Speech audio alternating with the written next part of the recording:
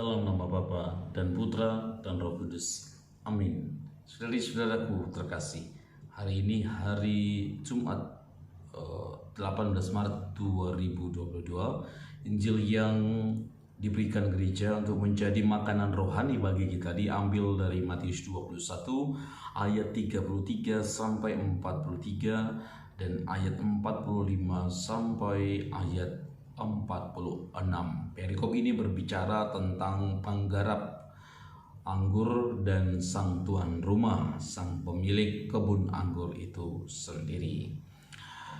Saudari-saudara yang terkasih, pada hari Jumat minggu kedua Prapaskah ini disampaikan oleh Matius bahwa batu yang ditolak atau batu yang dibuang itu kini telah menjadi batu penjuru.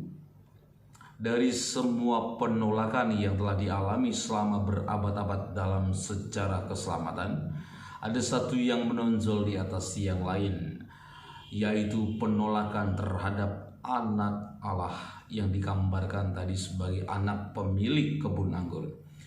Yesus, para saudara-saudara terkasih, tidak memiliki apapun selain kasih yang tulus, kasih yang murni dan sempurna yang terbaik bagi semua orang yang dia temui.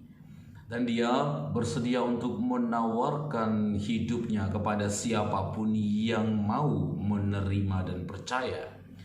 Meski banyak orang yang menerima Yesus, tetapi banyak juga yang menolaknya.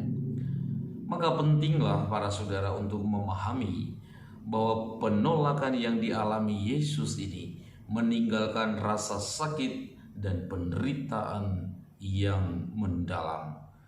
Tentu saja penyaliban yang sesungguhnya itu juga menyakitkan. Namun luka yang dialami oleh hati Yesus dari penolakan begitu banyak orang adalah rasa sakit terbesarnya dan menyebabkan penderitaan yang cukup besar. Penderitaan dalam pengertian ini, saudari-saudara, merupakan sebuah tindakan cinta, bukan tindakan kelemahan.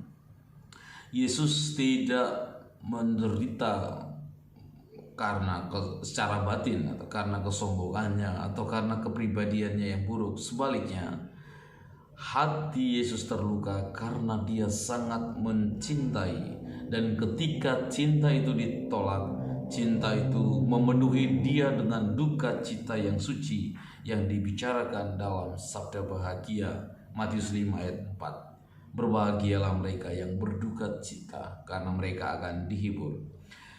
Kesedihan semacam ini bukanlah bentuk keputusasaan, melainkan itu adalah pengalaman yang mendalam tentang hilangnya cinta.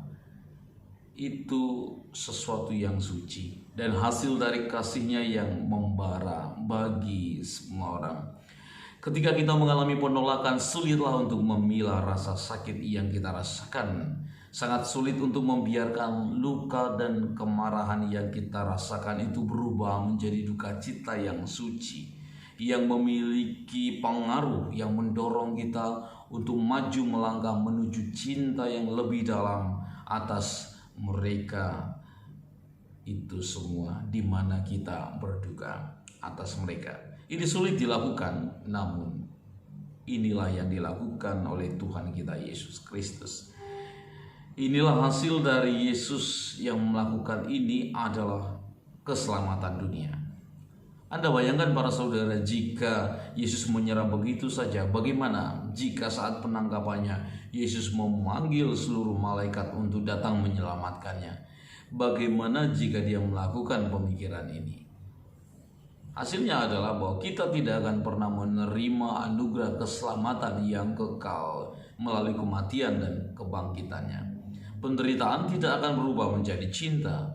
Renungkanlah para saudara pada kebenaran mendalam bahwa penolakan ini berpotensi menjadi salah satu pemberian terbesar yang harus kita lakukan untuk melawan kejahatan. Ini berpotensi menjadi salah satu pemberian terbesar karena semuanya tergantung pada bagaimana akhirnya kita menanggapi. Yesus menjawab dengan kasih yang sempurna ketika ia berseru, Bapa, ampunilah mereka sebab mereka tidak tahu apa yang mereka perbuat.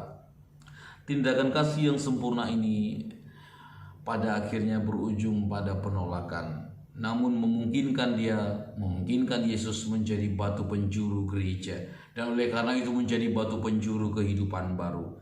Kita dipanggil para saudara untuk meniru cinta ini dan untuk berbagi dalam kemampuannya, untuk tidak hanya mengampuni tetapi juga menawarkan cinta kasih yang suci, yang penuh belas kasihan.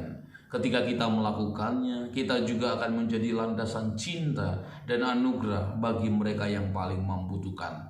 Mari kita berdoa, semoga kiranya Tuhan membantu kita untuk menjadi batu penjuru, membantu kita untuk tidak hanya mengampuni setiap kali kita terluka, tetapi membiarkan kita juga untuk menawarkan cinta dan belas kasih sebagai balasannya.